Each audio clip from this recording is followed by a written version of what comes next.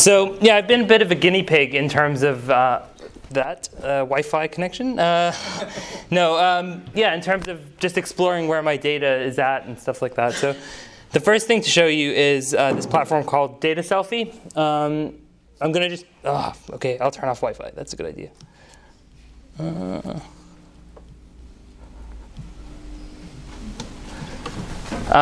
Yeah, so it's a platform that plugs into IBM Watson. It's created by like these two students in New York. Basically, it takes your Facebook interaction data and it just plots it, so you can see kind of the people that I've been interacting with, different sort of channels and Facebook pages and stuff that I've been looking at, and so a lot of sensitive data on the screen. But what really interested me was this personality prediction thing.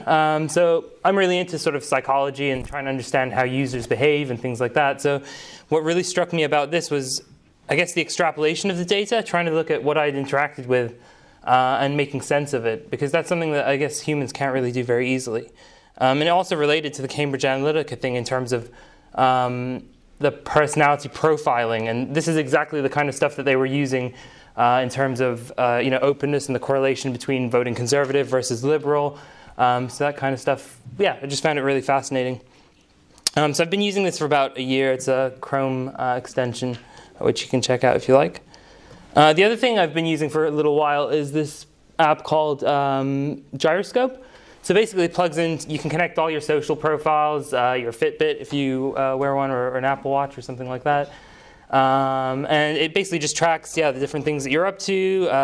Don't do that. But yeah, on social media and other things like that. So again, it's a way of, let me just backtrack through all these slides. Jesus. All right, this is going to be a spoiler now. No. Okay. Yay, animation. So yeah, the whole purpose of like sharing my data with these third parties, which doesn't seem like such a sensible thing to do anymore after that last talk, was about trying to find myself. So how could I use the data that I'm creating to try and maybe leverage some insights about myself? So the first thing I did was hit up Google, and they give you like 5 gigs of data pretty much for the average person. And I mean, I don't have 5 gigs of data or storage free on my Mac at the moment, so I didn't really know what to do with that. The next thing I looked at was Timeline. So it's like a Google tool you can hit up, and it just shows you the different places you've been at within a given time. And there's similar functionality on your iPhone and things like that.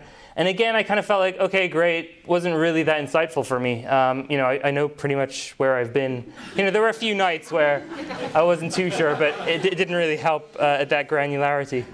So then the next one was Amazon, and I sent over a subject access request, which is something that any one of you guys can send over as well. Basically just asking what data do I have about, what data do they have about me? And they sent me a USB stick and a printout, like a whole document, which I was really surprised about.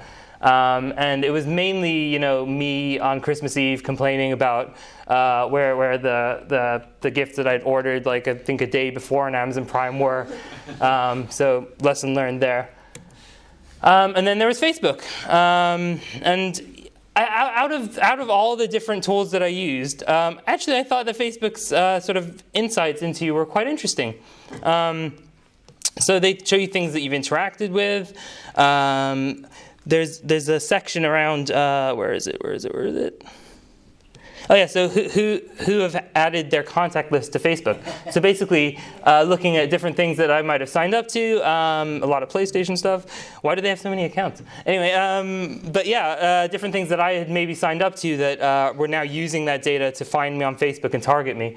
So there is some visibility, around that kind of stuff. And things that you haven't signed up for. So Potentially. When I went through this, I was apparently on Megan Trainor's email list. Don't deny it. I thought on the internet. We all love the bass. It's cool. Everyone knew I was all about the bass. So yeah, Facebook. And it made me think, actually, maybe we should leave Zuckerberg alone.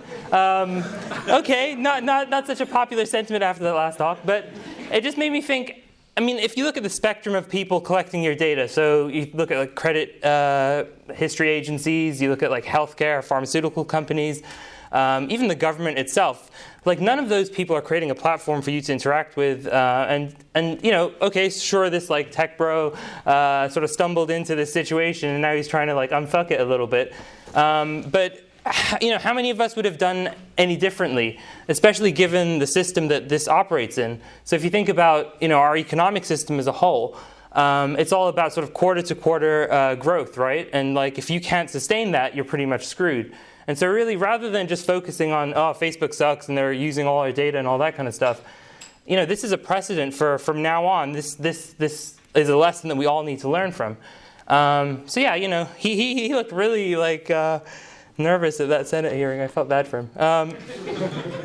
The other thing it highlighted to me is it's all about the stories. So sure, I can look at, you know, 5 gigs of data and trawl through it and whatever, but what does it really mean to me? And the difficulty for me was trying to use that data and extrapolate anything meaningful out of it, which is something that, you know, us as humans just aren't able to do. It's physically not possible to look at like 5 gigs of data and make sense of it. And so that's where some of these apps come into play. So, you know, using data Selfie and Gyroscope, you can kind of start telling a little bit of a story about yourself and what all that data means.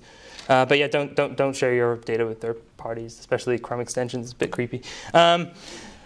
But the point that I was finally coming to, I guess, as I started exploring all this stuff, is that there's kind of a diverge in the sense, because sure, there's all this data that I can collect about myself, but there are companies out there who are collecting masses and masses of data about all of us.